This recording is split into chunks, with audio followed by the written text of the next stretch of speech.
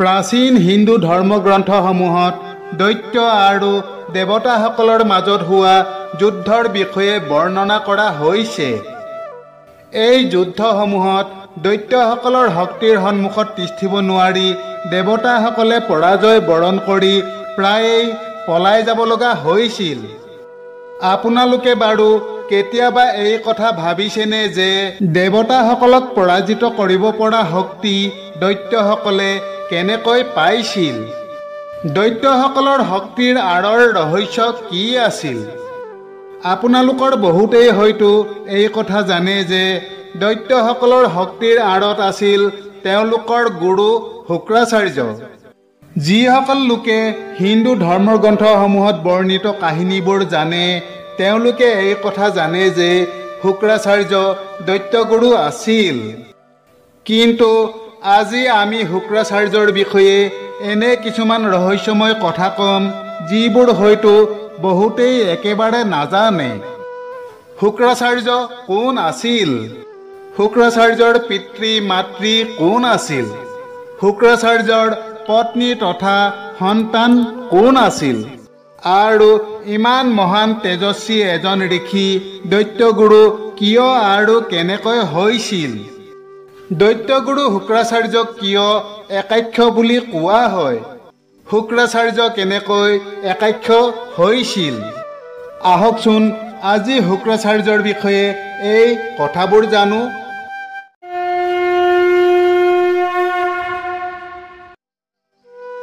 শুক্ৰাচাৰ্য এজন ৰহস্যময় ঋষি আছিল।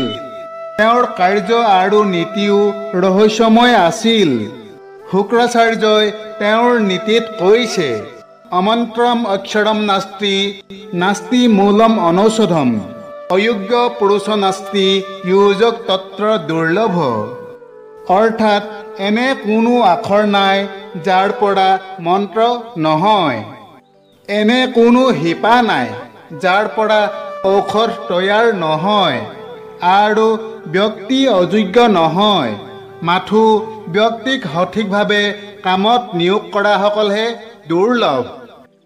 পৌৰাণিক কথা অনুসৰি শুক্ৰাচাৰ্য আছিল মহৰ্ষি ভৃগু আৰু তেওঁৰ প্ৰথম পত্নী খ্যাতিৰ পুত্ৰ। খ্যাতিৰ পৰা মহৰ্ষি ভৃগুৰ দুজন পুত্ৰ ধাতা বিধাতা আৰু এগৰাকী কন্যা লক্ষ্মীৰ জন্ম হয়। ঋষি ভৃগুৱে সেই কন্যা লক্ষ্মীক ভগৱান বিষ্ণুৰ লগত বিবাহ দিয়ে। ইয়াৰ উপৰিও মহৰ্ষি ভৃগুৰ উচান, চ্যৱন আদি আন পুত্ৰও আছিল। উচানেই পাছলৈ শুক্ৰাচাৰ্য হোৱা বুলি কোৱা হয়। আন এক কথা অনুসৰি শুক্ৰাচাৰ্য আছিল মহৰ্ষি ভৃগু আৰু হিৰণ্যকশিপুৰ কন্যা দিব্যাৰ পুত্ৰ। শুক্ৰবাৰে জন্ম হোৱা বাবে মহৰ্ষি ভৃগুৱে তেওঁৰ নাম শুক্ৰ ৰাখিছিল। যিয়েই নহওক, শুক্ৰ ডাঙৰ হোৱাত পিতাকে তেওঁক শিক্ষা গ্ৰহণ কৰিবলৈ ঋষি অংগিৰসৰ ওচৰলৈ পঠাই দিলে। অংগিৰস আছিল ব্ৰহ্মাৰ পুত্ৰসকলৰ ভিতৰত এজন। অংগিৰসৰ এজন পুত্ৰ আছিল বৃহস্পতি, যি পিছলৈ দেৱতাসকলৰ গুৰু হৈছিল। আশ্ৰমত অংগিৰসৰ পুত্ৰ বৃহস্পতিও শুক্ৰৰ লগতে অধ্যয়ন কৰিছিল। শুক্ৰৰ বুদ্ধি বৃহস্পতিতকৈ অধিক তীক্ষ্ণ আছিল বুলি কোৱা হয়। কিন্তু তথাপিও বৃহস্পতি যিহেতু ঋষি অংগিৰসৰ পুত্ৰ আছিল, সেয়েহে পিতাকে তেওঁক শুক্ৰৰ তুলনাত অধিক উন্নত শিক্ষা প্ৰদান কৰিছিল, যাৰ বাবে এদিন অসন্তুষ্ট হৈ শুক্ৰই সেই আশ্ৰম এৰি গুচি গৈছিল। অংগিৰস ঋষিৰ আশ্ৰমৰ পৰা গৈ শুক্ৰই গৌতম ঋষিৰ পৰা শিক্ষা ল'বলৈ ধৰিলে। শিক্ষা সমাপ্ত কৰাৰ পাছত যেতিয়া শুক্ৰই গম পালে যে দেৱতাসকলে বৃহস্পতিক গুৰু হিচাপে নিযুক্তি দিছে, তেতিয়া বৃহস্পতিৰ লগত প্ৰতিদ্বন্দ্বিতা কৰি শুক্ৰই দৈত্যৰ গুৰু হোৱাৰ সিদ্ধান্ত ল'লে। আৰু এনেদৰে দৈত্যৰ গুৰু হোৱাৰ পাছত শুক্ৰ হৈ পৰিল শুক্ৰাচাৰ্য। দৈত্যগুৰু হোৱাৰ পাছত শুক্ৰাচাৰ্যই দেখিলে যে দেৱতাসকলৰ হাতত দৈত্যসকলৰ প্ৰায়েই পৰাজয় হয়, যাৰ বাবে দৈত্যসকলক দেৱতাতকৈ হীন বুলি গণ্য কৰা হয়। এই কথা বুজিব পাৰি শুক্ৰাচাৰ্যই দৈত্যসকলৰ শক্তি বৃদ্ধি কৰাৰ কথা চিন্তা কৰিলে। তেতিয়া শুক্ৰাচাৰ্যই মনতে ভাবিবলৈ ধৰিলে যে যদিহে তেওঁ ভগৱান শিৱক সন্তুষ্ট কৰি তেওঁৰ পৰা সঞ্জীৱনী মন্ত্ৰ লাভ কৰে তেন্তে তেওঁ দৈত্যসকলক শক্তিশালী কৰিব পাৰিব। এনেদৰে ভাবি শুক্ৰাচাৰ্যই ভগৱান শিৱৰ কঠোৰ তপস্যা আৰম্ভ কৰিলে। শুক্ৰাচাৰ্যই যেতিয়া তপস্যা আৰম্ভ কৰে তেতিয়া দেৱতাসকলে সেই সুযোগতে দৈত্যসকলক বধ কৰিবলৈ আৰম্ভ কৰে। শুক্ৰাচাৰ্যৰ অনুপস্থিতিত উপায়হীন হৈ দৈত্যসকলে শুক্ৰাচাৰ্যৰ মাতৃ খ্যাতিৰ আশ্ৰয় লৈছিল। তেতিয়া খ্যাতিয়ে দৈত্যসকলক আশ্ৰয় দিছিল। যিজন দেৱতাই সেই দৈত্যসকলক বধ কৰিবলৈ আহিছিল খ্যাতিয়ে সেইজনক অচেতন কৰি পেলাইছিল অথবা নিজৰ শক্তিৰে পংগু কৰি পেলাইছিল। এনে পৰিস্থিতিত দৈত্যসকল পুনৰ শক্তিশালী হৈ উঠিল আৰু পৃথিৱীত পাপ বৃদ্ধি পাবলৈ ধৰিলে। তেতিয়া ভগৱান বিষ্ণুৱে পৃথিৱীত ধৰ্মক পুনৰ প্ৰতিষ্ঠা কৰিবলৈ শুক্ৰাচাৰ্যৰ মাতৃ তথা ভৃগু ঋষিৰ পত্নী খ্যাতিৰ মূৰ সুদৰ্শন চক্ৰৰে কাটি পেলাইছিল আৰু দেৱতাসকলক দৈত্য সংহাৰত সহায় কৰিছিল। শুক্ৰাচাৰ্যই যেতিয়া এই কথা জানিব পাৰিলে তেতিয়া তেওঁ ভগৱান বিষ্ণুৰ প্ৰতি অতিশয় ক্ৰোধিত হৈ পৰিছিল আৰু তেওঁৰ ওপৰত প্ৰতিশোধ লোৱাৰ সিদ্ধান্ত লৈছিল। তেতিয়াৰ পৰাই শুক্ৰাচাৰ্য ভগৱান বিষ্ণুৰ মহাশত্ৰু হৈ পৰিছিল। তাৰ পাছত শুক্ৰাচাৰ্যই পুনৰ ভগৱান শিৱৰ তপস্যা আৰম্ভ কৰিলে। বহু বছৰৰ কঠোৰ তপস্যা কৰাৰ পাছত ভগৱান শিৱ শুক্ৰাচাৰ্যৰ সন্মুখত প্ৰকট হ'ল আৰু সঞ্জীৱনী মন্ত্ৰ প্ৰদান কৰে। সঞ্জীৱনী মন্ত্ৰ লাভ কৰাৰ পাছত শুক্ৰাচাৰ্যই পুনৰ দৈত্যসকলক একত্ৰিত কৰি শক্তিশালী কৰি তোলে।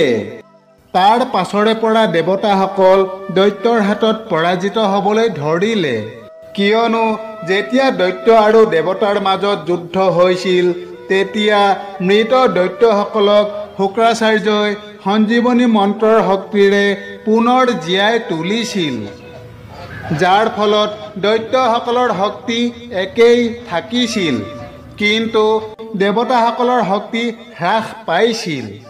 ইয়াৰ পাছত দৈত্য আৰু দেৱতাসকলৰ মাজত একেৰাহে যুদ্ধ হৈ থাকিবলৈ ধৰিলে। গুৰু শুক্ৰাচাৰ্যৰ কৃপাত প্ৰতিবাৰেই দৈত্যসকলৰ জয় হৈছিল আৰু পৰাজিত হৈ দেৱতাসকলে পলাই যাবলৈ বাধ্য হৈছিল। তেতিয়া অসহায় দেৱতাসকলে ভগৱান শিৱৰ ওচৰত উপায় বিচাৰি গ'ল। দেৱতাসকলে ভগৱান শিৱক ক'লে, হে প্ৰভু, আপোনাৰ বাবেই আজি আমাৰ এই দুৰ্দশা হৈছে, কিয়নো আপুনি শুক্ৰাচাৰ্যক সঞ্জীৱনী মন্ত্ৰ প্ৰদান কৰিছিল আৰু শুক্ৰাচাৰ্যই সেই সঞ্জীৱনী মন্ত্ৰৰ শক্তিৰে মৃত দৈত্যসকলক পুনৰ জীয়াই তোলে, যাৰ বাবে যুদ্ধত আমি বাৰে বাৰে পৰাজিত হ'ব লগা হৈছে।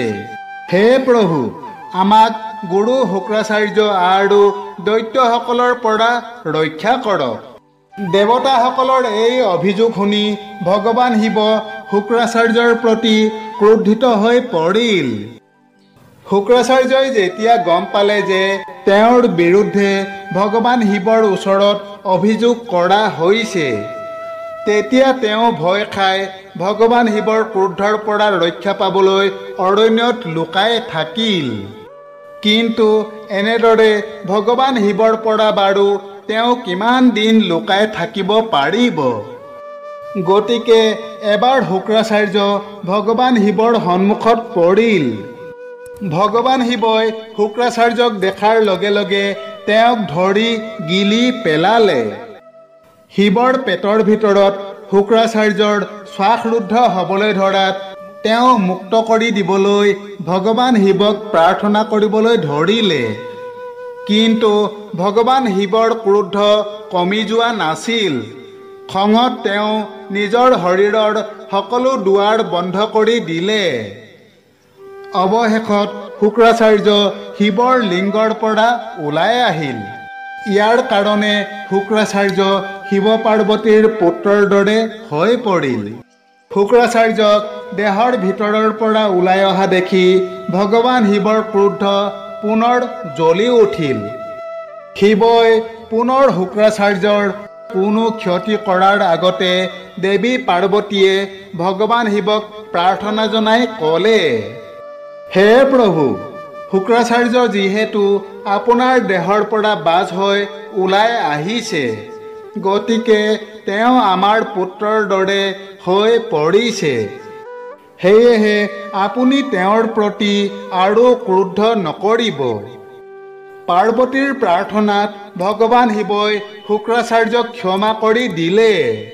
লগতে শুক্ৰাচাৰ্যক পূজিত হোৱাৰ বৰদান দিলে আৰু শুভ গ্ৰহ হিচাপে নৱগ্ৰহৰ মাজত স্থান দিলে। ইয়াৰ পাছত শুক্ৰাচাৰ্য আৰু অধিক শক্তিশালী হৈ পৰিল। এতিয়া শুক্ৰাচাৰ্য শিৱৰ ভয়ৰ পৰাও মুক্ত হৈ পৰিল। আপোনালোকে বাৰু এই কথা জানেনে যে শুক্ৰাচাৰ্যৰ এটা চকু কণা আছিল? শুক্ৰাচাৰ্যৰ এটা চকু কেনেকৈ কণা হ'ল, এতিয়া সেই কথাই জানি লওঁ আহকচোন। কথা অনুসৰি যেতিয়া ভগৱান বিষ্ণুৰ বামন অৱতাৰে ৰজা বলিৰ ওচৰলৈ গৈ 3 পদ ভূমি দান হিচাপে বিচাৰিছিল, তেতিয়া শুক্ৰাচাৰ্যই ৰজা বলিক এই দান নিদিবলৈ বুজাই দি কৈছিল, হে ৰাজন, তোমাৰ পৰা 3 পদ ভূমি বিচৰাজন মানুহ নহয়, স্বয়ং ভগৱান বিষ্ণুৱে এই ৰূপ ধাৰণ কৰি তোমাক ছল কৰিবলৈ আহিছে। গতিকে তুমি 3 পদ নালাগে ভুলতেও তেওঁক 1 পদো ভূমি দান নিদিবা। শুক্ৰাচাৰ্যই ৰজা বলিক এই দান নিদিবলৈ অনেক প্ৰকাৰে বুজাইছিল। পিছে বলিয়ে ইতিমধ্যে বামনক দান দিয়াৰ প্ৰতিশ্ৰুতি দিছিল। আৰু যেতিয়া ৰজা বলিয়ে এই কথা জানিলে যে তেওঁৰ পৰা দান বিচাৰি অহাজন স্বয়ং ভগৱান বিষ্ণু, তেতিয়া ৰজা বলি অতি প্ৰসন্ন হৈ পৰিল। স্বয়ং ভগৱান বিষ্ণুক দান দিবলৈ পোৱাৰ সৌভাগ্যৰ কথা ভাবিয়েই ৰজা বলি উল্লসিত হৈ পৰিল। গতিকে সেয়েহে ৰজা বলিয়ে গুৰুৰ আদেশকো অমান্য কৰি দান দিয়াৰ সংকল্প ল'বলৈ আগবাঢ়িল। বলিৰ কাৰ্য দেখি শুক্ৰাচাৰ্য চিন্তিত হৈ পৰিল। তেওঁ ৰজাক যিকোনো প্ৰকাৰে দান দিয়াৰ পৰা বিৰত কৰিব বিচাৰিছিল। গভীৰভাৱে চিন্তা কৰাৰ পাছত শুক্ৰাচাৰ্যই এটা উপায় বিচাৰি পালে। ৰজা বলিক সংকল্প লোৱাৰ পৰা বাধা দিবলৈ শুক্ৰাচাৰ্যই সূক্ষ্ম ৰূপ ধাৰণ কৰি কমণ্ডলুৰ নলীডালত সোমাই পৰিল, যাতে বলিয়ে কমণ্ডলুৰ পানী ব্যৱহাৰ কৰি সংকল্প ল'ব নোৱাৰে। পাছত বলিয়ে যেতিয়া কমণ্ডলুৰ পানী ব্যৱহাৰ কৰি সংকল্প ল'বলৈ লৈছিল, তেতিয়া কমণ্ডলুৰ নলীডালত সোমাই থকা শুক্ৰাচাৰ্যৰ দ্বাৰা বাধাগ্ৰস্ত হৈ পানী নোলোৱা হ'ল। তেতিয়া বামনে এডাল কাঠিৰে কমণ্ডলুৰ নলীডালত খোঁচা মাৰি দিলে আৰু সেই কাঠিডালে শুক্ৰাচাৰ্যৰ চকুত বিন্ধিলে, যাৰ ফলত শুক্ৰাচাৰ্যৰ এটা চকু ফুটি গ'ল। তাৰ পাছৰে পৰা শুক্ৰাচাৰ্যৰ এটা চকু কণা হৈ পৰিল আৰু দৈত্যগুৰু শুক্ৰাচাৰ্য একাক্ষ নামে খ্যাত হৈ পৰিল। শুক্ৰাচাৰ্যৰ ঊৰ্জস্বতী, জয়ন্তী আৰু গৌ নামেৰে 3 গৰাকী পত্নী আছিল। শুক্ৰাচাৰ্যৰ প্ৰথম পত্নী ঊৰ্জস্বতী প্ৰিয়ব্ৰত ৰজাৰ কন্যা আছিল। দ্বিতীয় পত্নী জয়ন্তী দেৱৰাজ ইন্দ্ৰৰ কন্যা আছিল আৰু তৃতীয় পত্নী গৌ পিতৃসকলৰ মানস কন্যা আছিল।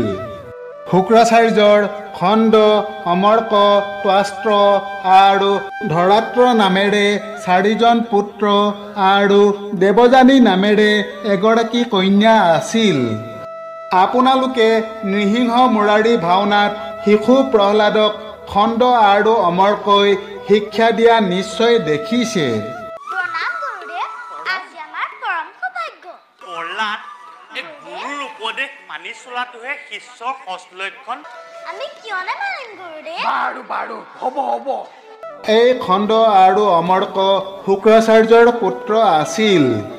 শুক্ৰাচাৰ্যৰ পুত্ৰ খণ্ড আৰু অমৰ্ক প্ৰকৃততে জ্ঞানী পণ্ডিত আছিল, যাক দৈত্যৰাজ হিৰণ্যকশিপুৱে নিজৰ পুত্ৰ প্ৰহ্লাদক শিক্ষা দিবলৈ নিয়োজিত কৰিছিল। তেনে দুজন পণ্ডিতক ব্যংগৰূপত পৰিৱেশন নকৰিবলৈ অসমৰ সমূহ ভাওনা শিল্পী সমাজৰ ওচৰত অনুৰোধ জনাইছোঁ। বান্ধৱসকল, আশা কৰোঁ আজি আপোনালোকে দৈত্যগুৰু শুক্ৰাচাৰ্যৰ বিষয়ে নিশ্চয় কিছু কথা জানিব পাৰিলে। আগলৈও আমাৰ লগত সংযুক্ত হৈ থাকি এনেধৰণৰ ধৰ্মীয় কাহিনী পাই থাকিবলৈ কাকতি ক্ৰিয়েশ্যন চেনেলটো ছাবস্ক্ৰাইব কৰি ল'ব। ধন্যবাদ। জয় শ্ৰীকৃষ্ণ।